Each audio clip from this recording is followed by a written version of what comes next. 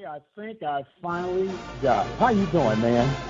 I'm doing all right for the most part, man. Well, you know what, man? It is a rough time. But before we get started, folks, welcome to the after party. We had dubbed it when we first brainstormed this. It is the 1876 Sports Report, post-game sports report. The radio guy, Dr. Mike Prince, and that man, Dre, is here live as the Panthers fall short to Southern in Baton Rouge by the score of 37-31. Panthers did not have the answer, but once again, Dre, if we have to think quarter that has been giving the Panthers the blues all season long. Yeah. You know what, Mike? I'm glad that we do this show 30 to 45 minutes after the conclusion of PV football games, because I just have to take a moment to exhale, once the game is over, and get everything straight.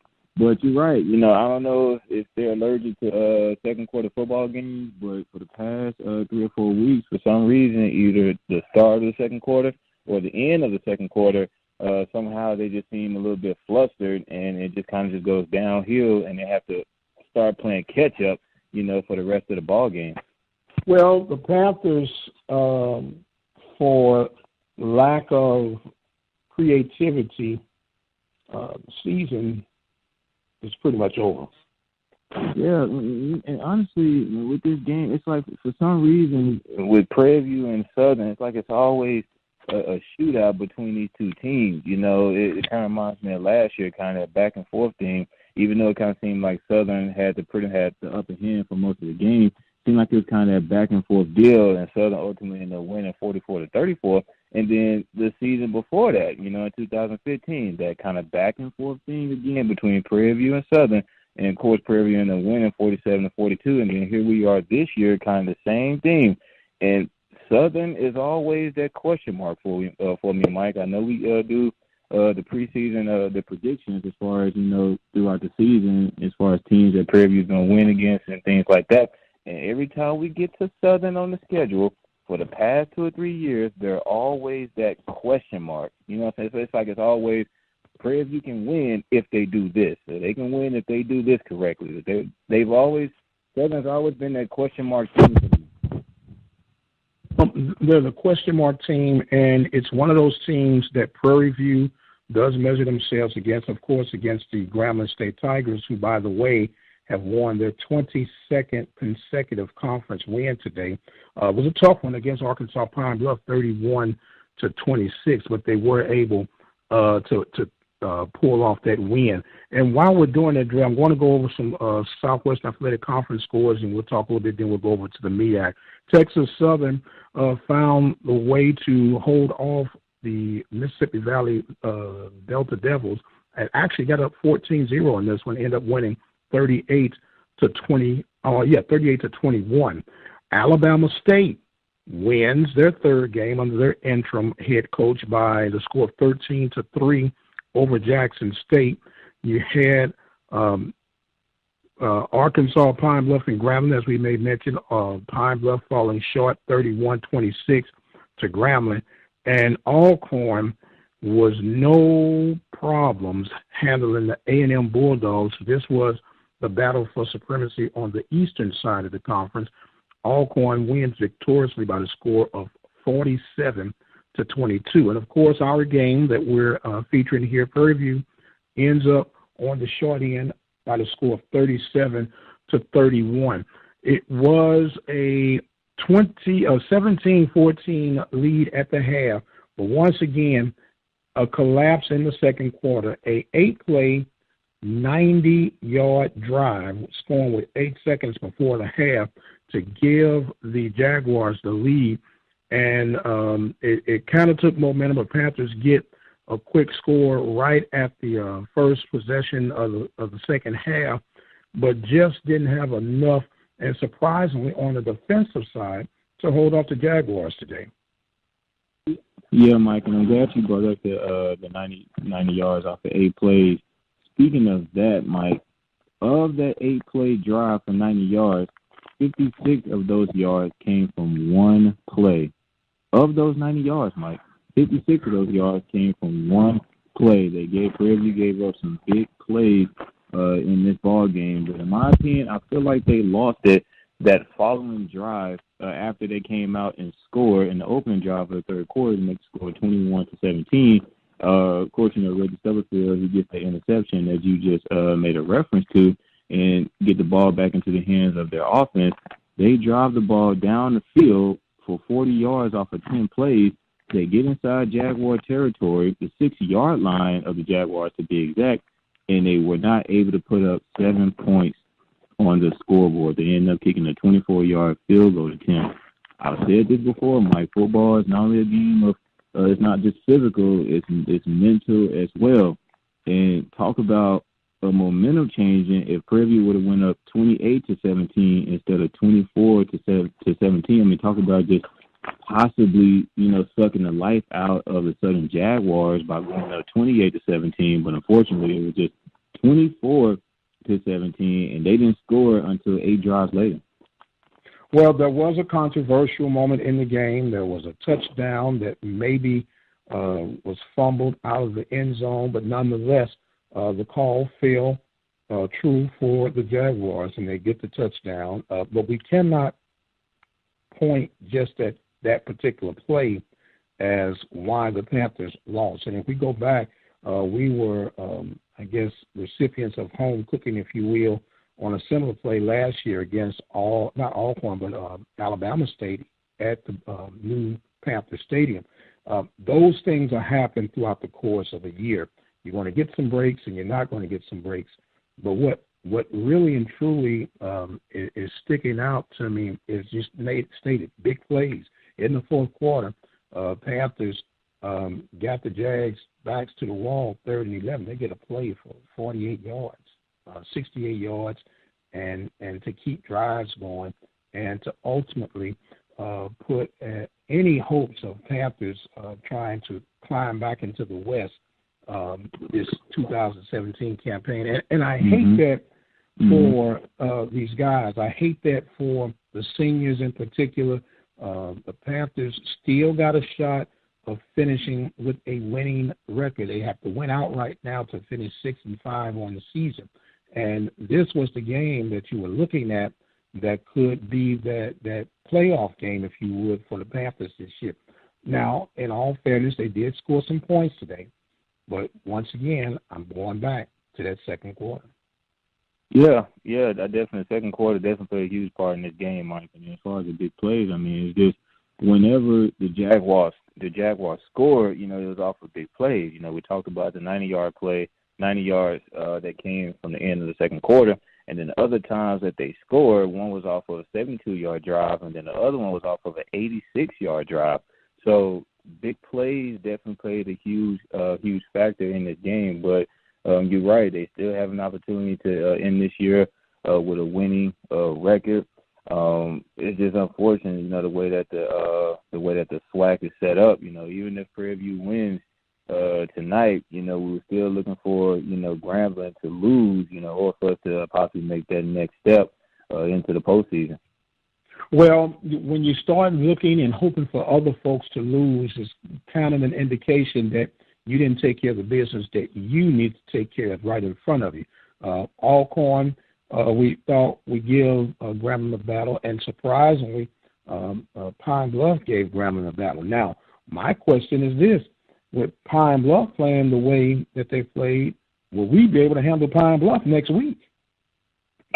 That's a good question. That's a good question. And at the end of the day, I would just hope that this loss, then allow the players to kind of check out, mentally, because that ultimately can show up on the football field moving forward. We can always make a prediction that lining up on paper, you expected to beat the opposing team, that being Pine Bluff. But if you're already checked out mentally, things won't quite add up once you get out there onto the field. And next thing you know, you'll look up and then you'll have an upset on your hands. So hopefully something like that doesn't happen. But yes, that is a question to wonder. This is where the rubber meets the road. You're listening to the 1876 post-game show right here at the Open Mic Broadcast Network. Dr. Mike Prince, along with Andre Davis, giving you feedback from the Panthers. They're falling short in Baton Rouge, 37-31. A lot of scoring in this game. Some have predicted. I think you and I were talking about the over-under being 45. We were way off on that one. It was just another shootout. These teams in the last 4 years combined total points of separation in the 4 games between the winner and the loser was 13 points. Add another 6 points today, makes a total of 19 points. Average right about 4.5 or 5 points in between loss. A touchdown, one way or the other, determines the winner of this game. And today was no exception to the rule. You thought the Panthers had a little hope when they got the turnover with 1 minute and 47 seconds remaining in the game and were able to drive. We got to acknowledge that Nico Hollis, you all right over there, Dre? Absolutely. Okay. Nico Hollis had a strong performance, 20 of 45 for 44.4% completion rate, 242 yards, 3 touchdowns, no interceptions. His long was 32 yards, and he by far has won the starting quarterback job for the rest of the year. Oh, yeah, I definitely agree. He showed up, and he did his thing tonight, Mike. He did his thing, and he's young. He's a young player. You can ultimately argue that he's only going to get better from here, moving on at the end of this season, getting back into the weight room, getting back into training, making sure you're eating healthy, eating properly, making sure that you're working out, doing everything that you need to do, and not just on the field, but in the classrooms as well, so you can stay eligible to continue to play for this Panther offense. And honestly, I just feel like this guy can ultimately be the future, as long as they bring in some other players to kind of help him out, and ultimately can help be the future of this Panthers offense moving forward. Well, here's the question. Was it a hit or a miss on McCullers? It was a miss. It was a miss. Why do you say that? Because when you bring in a JUCO guy, ultimately not only do you look for him to start, but you look for him to start and produce at the same time. And when you have to go to the guy who was a red shirt last year to come in and not only start and relieve him of his duties, that definitely says something. Then on top of that, in the big games like Alcorn, the game that we definitely need to win after losing against Grambling the week before, when he has to come in and relieve McCullers of his duties, who was supposed to be, that guy for us moving forward.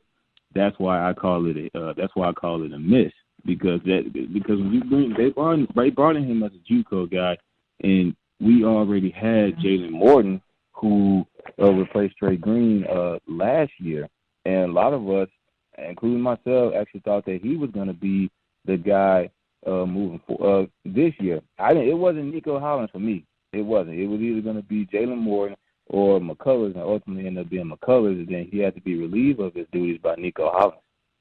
Well, it just goes to show that hard work truly, truly pays off. And there's another tale to that saying that when hard work, it says hard work pays off when talent doesn't work hard. Not saying that McCullers is not working or anything of that nature, but when you have a guy like Hollis, and Morton for that matter, they come in as a guy who's a transfer student, all the hype and the glory is on him, and all of a sudden you get your opportunity to shine, and you got to take advantage of it. You can't sit there complaining, moping, and groping about what's not right, what's not fair. I've been here. When the opportunity presents itself, you go out there and show why you should be worthy of the opportunity.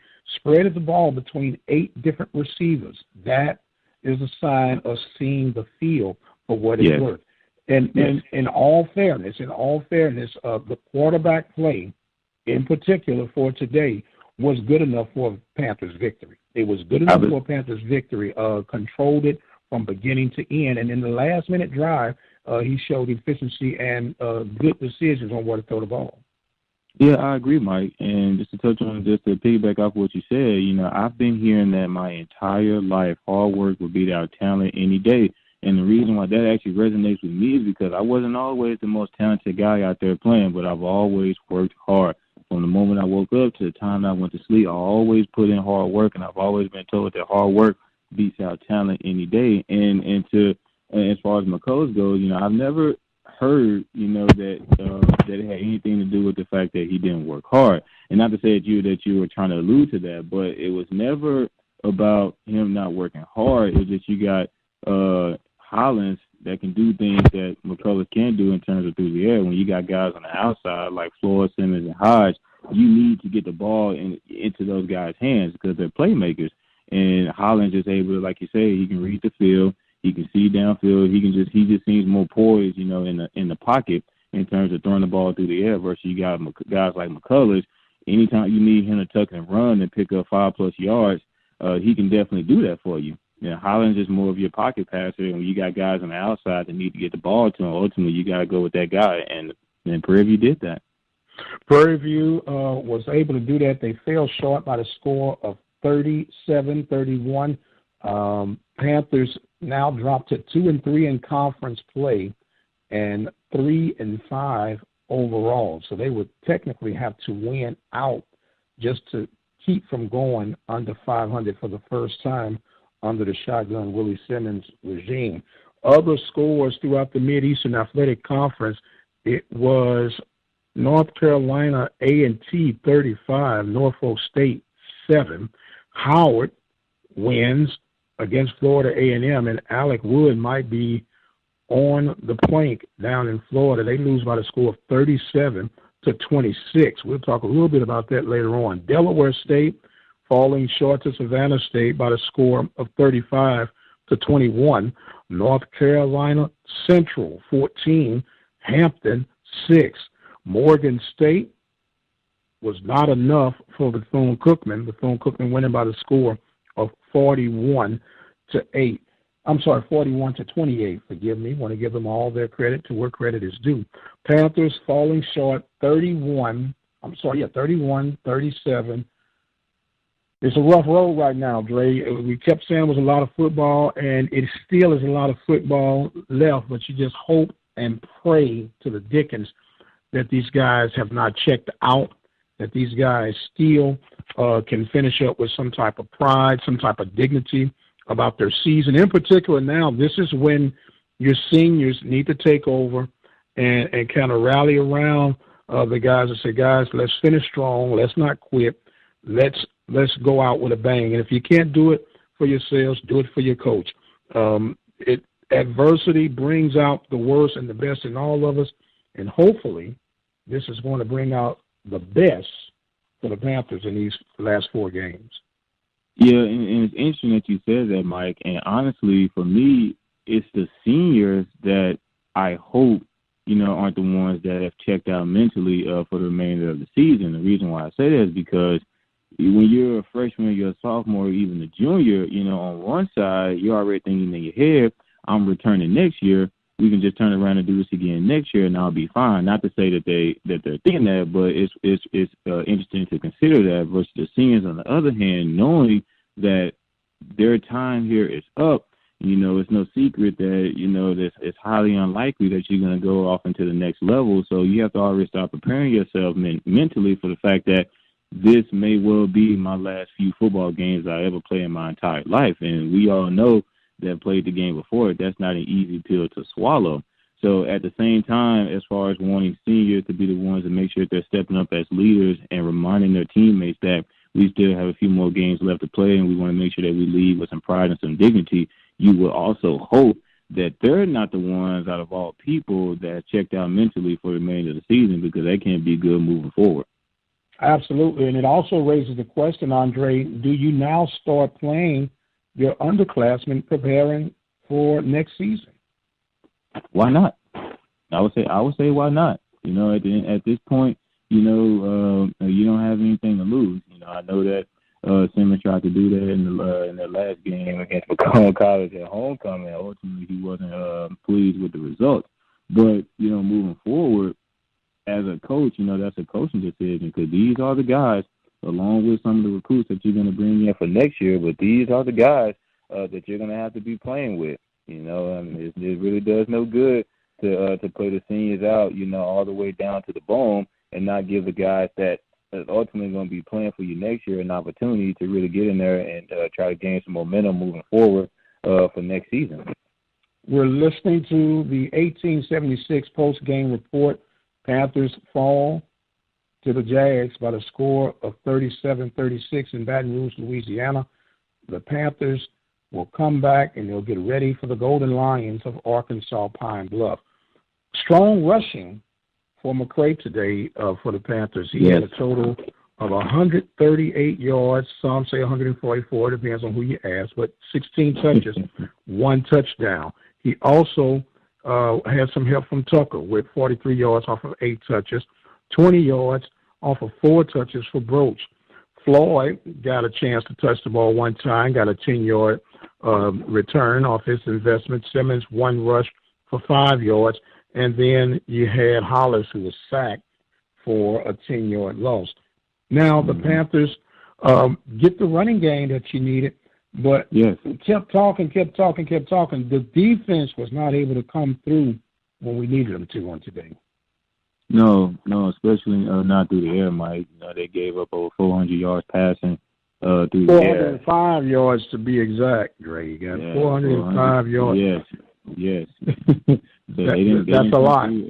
That is a lot. That is a lot. So they didn't come through the air. But yes, the Panthers were able to establish a run today, and that's something that I'm actually pleased with, because that was actually a problem with me up to this point. When you got McCray, Tucker, and Broach, there's no way that we shouldn't be establishing a run of some sort when you got 3 guys in the backfield that can get the job done.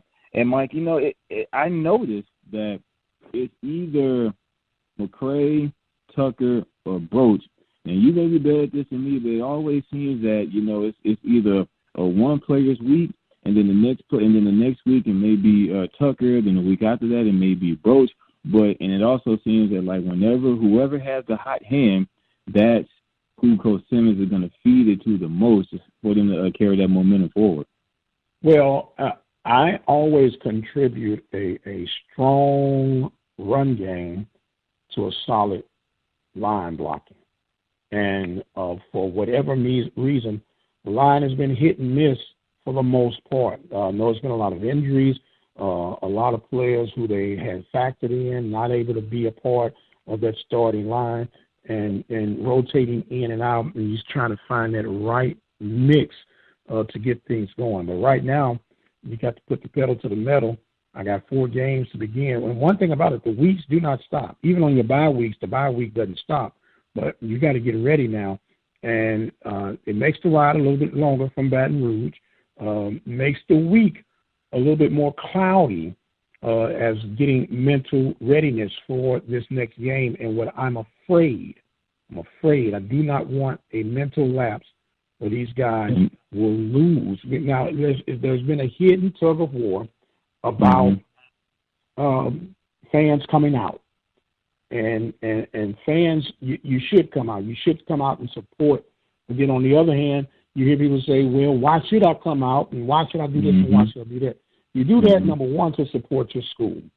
And then rain, sleet, snow, or shine, if the people show up or not, you still got to go out there and maximize your talents, maximize your opportunities to go out there and get it done.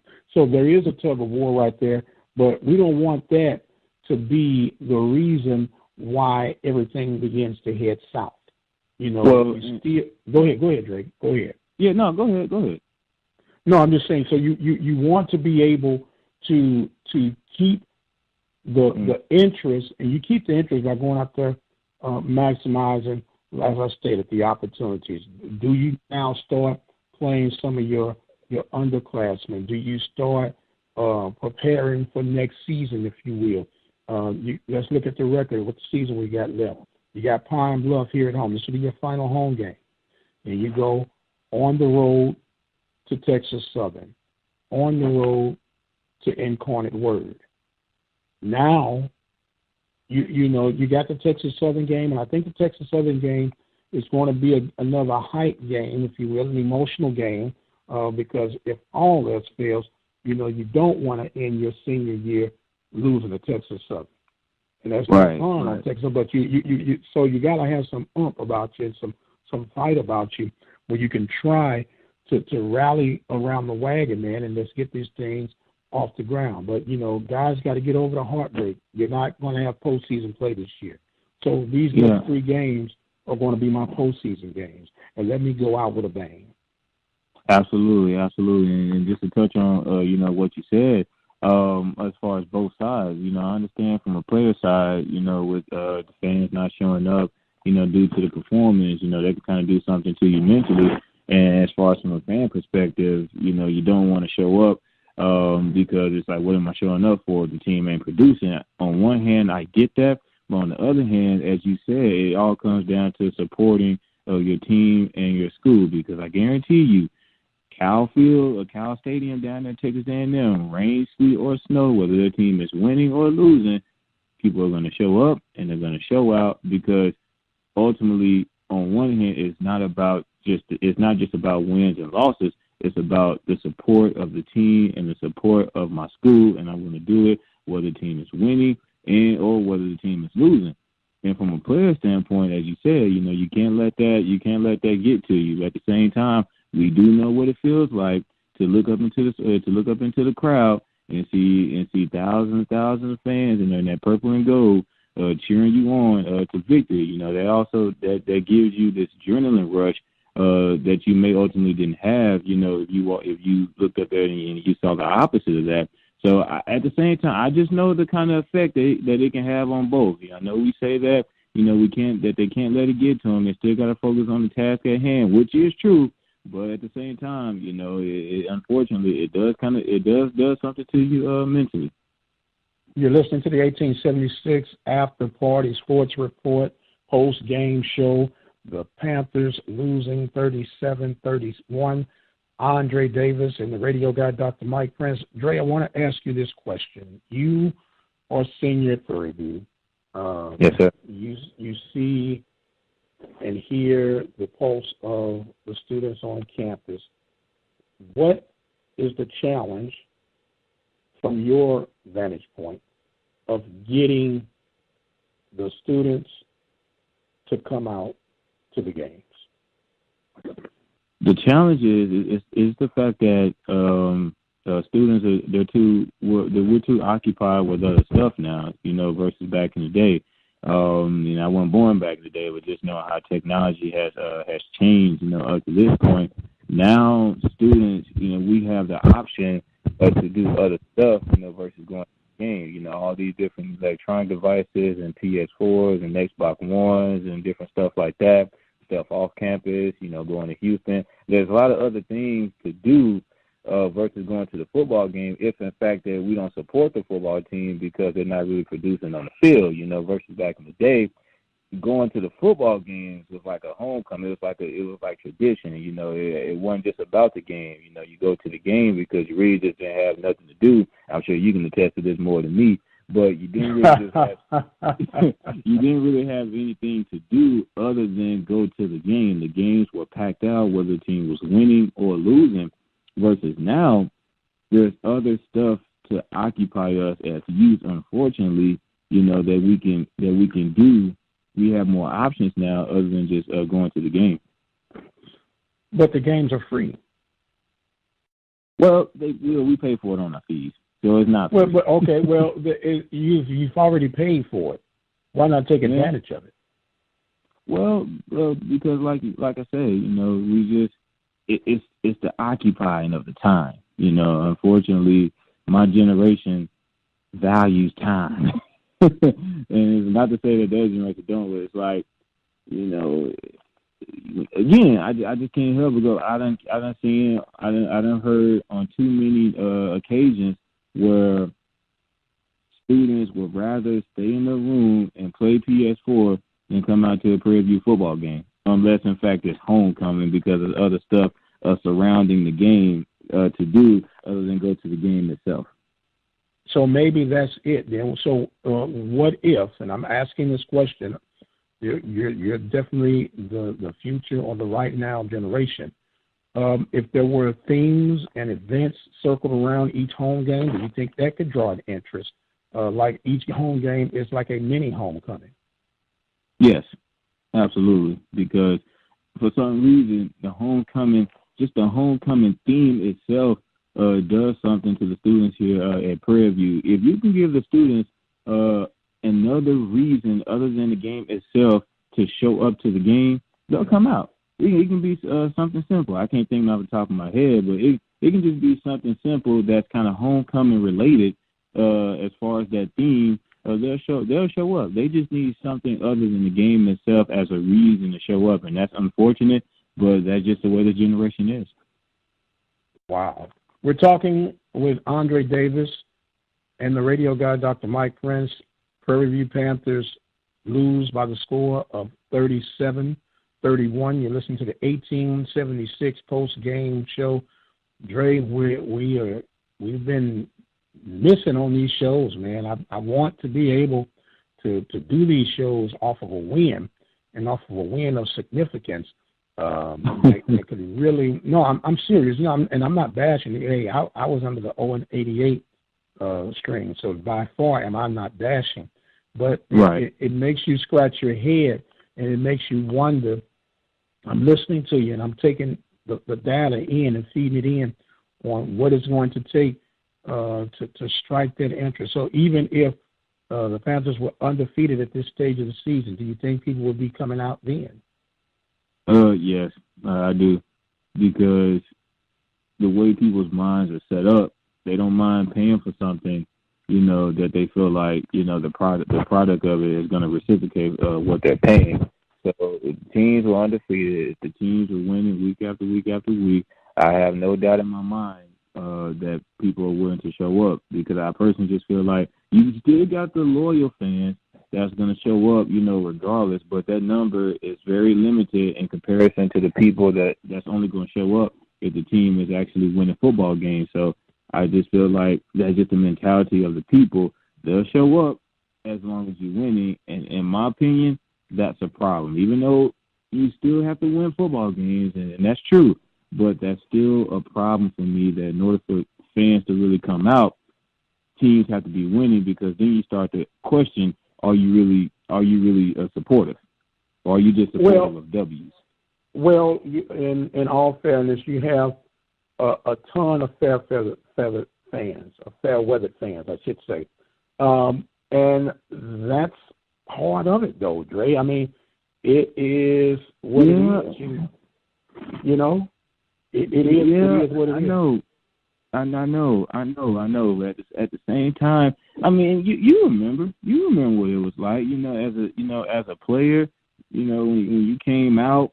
I understand you still have a job to do, regardless if it's 1,000 people in the fans, or if it's 100 people in the fans. You still have a job to do. The opponent is still on the opposite side of the football, and you still have to go tear his head off. I understand, but in terms of the sixth man, as I like to call it, as well as people call it, they call it.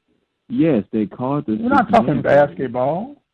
Hey, just the 12th man. The 12th man, maybe. The 12th. Are you ready for basketball season, Dre? You ready for basketball season, man? I just might be ready, because football season got me stressed a little bit.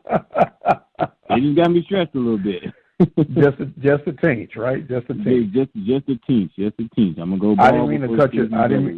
I didn't mean to cut your thought off, Dre. But for the record, it's not just a Prairie View challenge as far as getting people out in the seats. This week alone, Coach Odom from Southern was, concerned about the lack of seats being filled in Muffrey Stadium. They had 13,000 on record for today's game. That holds 20,000 seats. That's roughly 45% empty, which is not good to the eye as well. It's not good to the eye as well. And I think one of the challenges that we have to really look into, somewhere in our minds, and I'll talk about Prairie View now, I'll come back home, somewhere in our minds, we have got it figured out that the east side is the visitor side and the west side is the home side. when all seats, whether it's east or west, are home seats. It is that way. I know that's a tradition that, you customarily let the other team sit on the east side, but all of it is our home field. Now, when we have these television games, I would be an advocate for pushing everybody who gets a general admission seat to that east side. Student section to that east side. Why? Because on a television event, it's going to make your brand, which is what we are into these days, it's going to make your brand look a little bit more established than to have it looking like it's bare bones on the opposite side.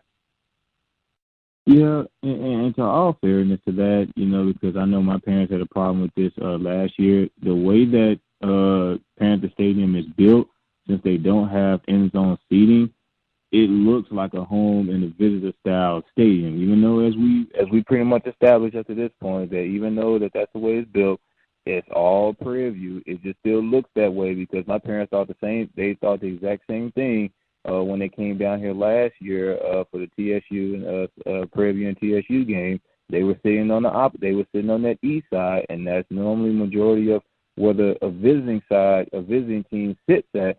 And they were pretty much in the midst of mainly TSU fans and not Prairie View fans. Most Prairie View fans were sitting on the side with the press box. So they ultimately felt like they were on the visitor side because that's mostly where the other teams' visitors sit at. Well, I think we might have to surge and urge to get people to understand that the home field is the home field. Maybe we can help with some type of marketing plan or something of strategy to get this thing going because you got a beautiful facility. You got decent teams. I'm saying decent teams, and the reason I'm saying that because they're winning the games that they're supposed to win. They just haven't had that signature win at least for the 2017 campaign. You have 3 games left: Pine Bluff, Texas Southern, Incarnate Word. Of those 3 games, I would really be remiss not to feel confident that Prairie View can't go 3-0 for the rest of the season. Go ahead. I'm sorry. Go ahead. No. Go ahead. And I'm not disrespecting anyone, not overlooking anyone. Of course, it's going to start next week against Pine Bluff, final home game of the 2017 campaign. Will the Panthers finish strong? That's a big question, and and I agree. I feel like they can beat all 3 teams. I had them beating Pine Bluff, TSU, and Incarnate Word before the season even started. But if they've already checked out mentally, which we hope that they haven't, at that point it really doesn't matter. They can easily go from 3-0 for the last 3 games to 0-3. Because I would say that it's about even in terms of a football game as far as the physical and the mental. It's 50-50 in my opinion. And you cannot go into a football game without one or the other. You can't go in physical but without the mental. And honestly, you can't go in mental without the physical, in my opinion, because it's a contact sport. So I believe that it's 50-50, and you have to have both.